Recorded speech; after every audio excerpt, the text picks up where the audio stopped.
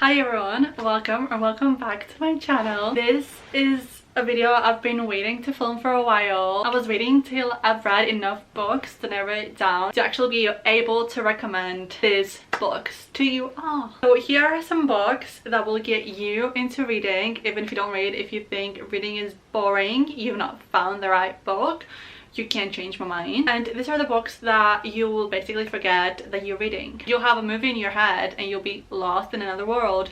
These are the ones. I'm gonna start with literary fiction, which is a genre I read less. But if you're one of those people that just want something a little bit more realistic, a little bit not as cheesy or as deep as a fantasy, but you still want something easy to get into, just read Daisy Jones and Six by Taylor Jenkins Reid. I was questioning myself whether this was real or not. I had to literally Google, is Daisy Jones and Six a real band? The way she writes it just makes you think that it's completely real. It's about a band in the 70s, which makes it so much cooler. And it's an interview style. So it's like you're reading an interview in a magazine or you're watching an interview. So it makes it so much easier to get into, in my opinion. You get all these different POVs in the same chapter. You see all these different names. It's like an interview. So you get everybody's thoughts on a topic in the same chapter. And I feel like it's so easy to get into. Read the book and then watch the show. There is a show about this on Amazon Prime. I'm currently rewatching it for the second time and it's one of the best shows ever. It's one of my favorite comfort shows. Vibes are there, all the 70s outfits, the vibes, the love triangles, yeah, they're there. So if you want something quite easy, lit fic to get into, just pick up a Taylor Jenkins Reid book because I feel like she can do no wrong. Moving on to fantasy, which is the genre that got me into reading, funnily enough. Going from no reading at all to reading fantasy, I think is a big jump.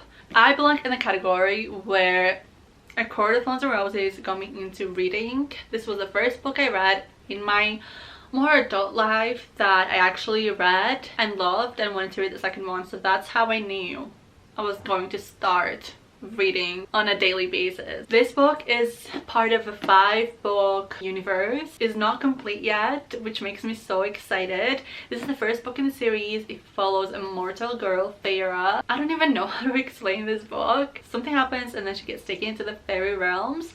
She meets someone there, a fairy man, and then it all goes downhill from there. This is not even the plot. This is just the beginning. So much goes down, you just have no idea. This is very much found family vibes that it just creates a whole different fantasy world. The world building is so easy to get into, I think, for someone that's never read fantasy before. The first half might be a little bit boring as you get into the story.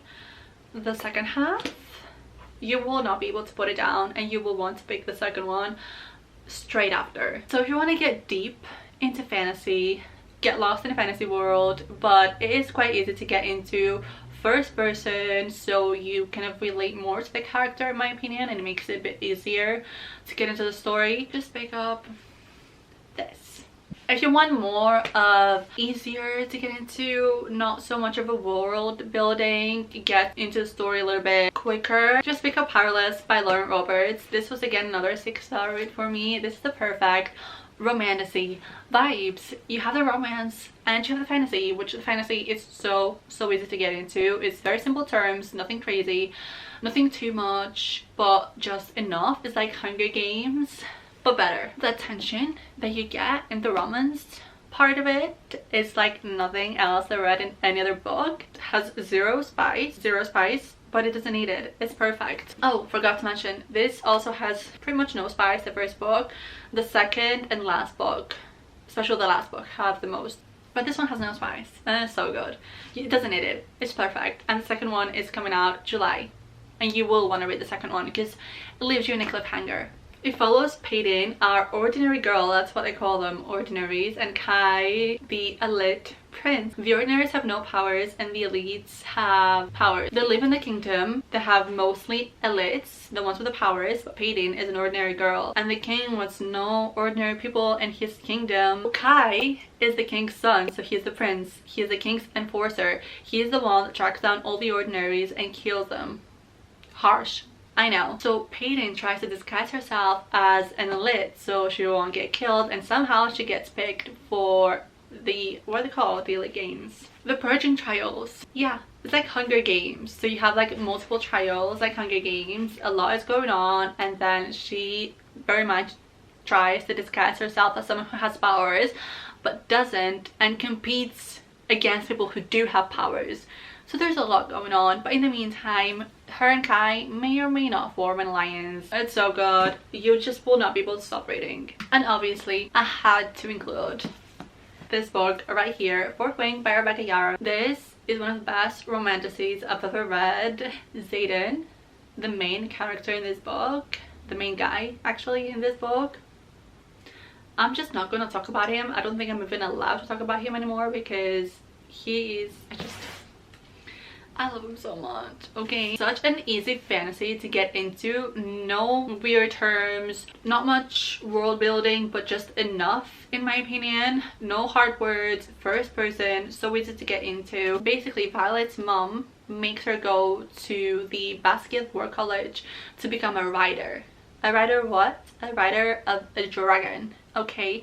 But not all of the writers get picked by dragons. You have to get picked by a dragon to ride a dragon, okay? Not all of them get picked. It's following Violet's first year, but Xaden's third in the university. So Xaden is her wing leader, the fourth wing leader. So much goes down. Does Violet end up bonding with a dragon and manifesting her powers? Because when you bond a dragon, you get powers. You'll find out. The character development and the enemies to lovers in this book is so good. But if you want dragons and easy fantasy to get into, university vibes, enemies to lovers, all that, this is gonna be your thing. There was another book in the series called Iron Flame, which it really slumped me out, and I gave it 3.5 because I did not really enjoy it, but it wasn't that bad. And the third one is coming out in January, and I know that a lot is about to go down. The next genre, I feel like if you were into your Wattpad era when you were younger, or if you still are, and you want like a dark mafia romance but not too dark that's gonna make you feel uneasy, but just a little bit like he'll kill for you type of vibe, The Sweetest Oblivion by Danielle Laurie. I recently read this and I couldn't put it down. It's a mafia dark romance, so we follow two mafia families that want to unionize. So the guy from one of the mafia families and the girl from another are arranged to be married, and then you have the girl's sister that falls in love with the guy that her sister is about to be married to. It's hot, it's sexy, it's not too spicy, like it's spicy but it's the perfect amount of spice, like you won't get sick of it, and it's not too dark that you feel like oh my god, like it's a lot. It's just enough in my opinion, and you will fly through this book. You want a bit more of a sexy mafia boyfriend, this is gonna be the one. Because if he doesn't kill for you, what is he doing? The next genre will probably be my favorite ever. It's the genre I will always go back into, and it's romance. I tried to keep it simple, easy. If you want found family, cowboys, sexy hockey player, single dads, just pick up the Chestnut Spring series by Elsa Silver. This is so easy to get into. I read the first one in a day and I did not even realize I've read the whole book. This one follows Rhett and Summer. Summer is Rhett's PR rep, I think it is. She tries to keep Rhett's image intact, if you will, because he's been through a rough patch, and then they may or may not fall in love. He's a bull rider, by the way. Second one follows Cade, who's Rhett's brother, and Willa, who's Summer's best friend. Cade is a single dad, age gap. Willa is the nanny. All I'm gonna say. That's all you need to know. And then Powerless, which is my personal favorite, follows Jasper and Sloane. Jasper is like a brother to the Eaton brothers from the first two because he grew up with them. Basically, their dad kind of adopted Jasper, and Sloane is their cousin. So they're not related, but they grew up together. They're childhood best friends to lovers. Jasper is a hockey player and Sloane is bound to be married someone else. And then another series that I just can't stop recommending ever. I don't even know what the series is called, but the first book in the series is My Dark Romeo by LJ Shen and Parker Huntington, and the second is My Dark Desire. We have a third one on the way that's going to come out next year, but it follows three guy best friends. First one, Romeo and Dallas. It's an arranged marriage. They hate each other, but they have this forced proximity. Basically hate each other and they live in the same house. Okay, it's a lot. It's so good. And then you have My Dark Desire. You follow Zach and Farrow. Farrow somehow ends up working for Zach as his help in the house, and Zach will not get close to anyone because he literally can't touch human flesh. He can't touch human skin unless it's his. It makes him physically sick. There's an explanation behind it, and there's a lot going on. He's bound to marry someone else. Him and Farrow may or may not fall in love. So this is quite a spicy series, but not too much. You get a few spicy scenes, but nothing too crazy, so I think it's like the perfect amount. You do get a little bit more spice in these are quite spicy, so if you are in the mood for something like that, then pick these up. 5-star series so far. They're great. Now the last series, I feel like it's a genre on its own. It says fiction, so we're gonna go with that. It's not other than the Magnolia Parks series. Okay, if you've heard about this, you know what it's about, but if you don't, it follows London high society basically. So if you want to live like a London socialite, read these books. Everybody says it's Gossip Girl but in London, and that's exactly what it is. The drama that goes on behind it, it's too much. It's so toxic, so I get why many people might not like these books. I love them personally, and it will just keep you going. Every book ends on a cliffhanger and it will keep you going. It's so good. We have the first one that follows Magnolia and BJ, our main characters. He cheats on her. They end up going back to each other all the time. They keep breaking up. It's a lot, and then something happens at the end that reveals. And you have the second one, Daisy Hayes, that follows Daisy and Christian and her brother Julian. Daisy and Christian get together, and then you have her brother Julian. He is the biggest gang lord in London. So there's a lot, but these two happen at the same time, but different POVs. You don't get much of Magnolia and BJ in here, like you don't get much Daisy and Christian in here. You do get them separately, so you do get some of Christian in here and some of Magnolia in here. They're basically their own little POVs. You have the third one in the series, which is the second Magnolia. This one picks up where this one left off. You can't read them like that. You can just read Magnolia, but I wouldn't recommend that. Like, you kind of need to read Daisy and Christian as well. This one is the book that broke me the most.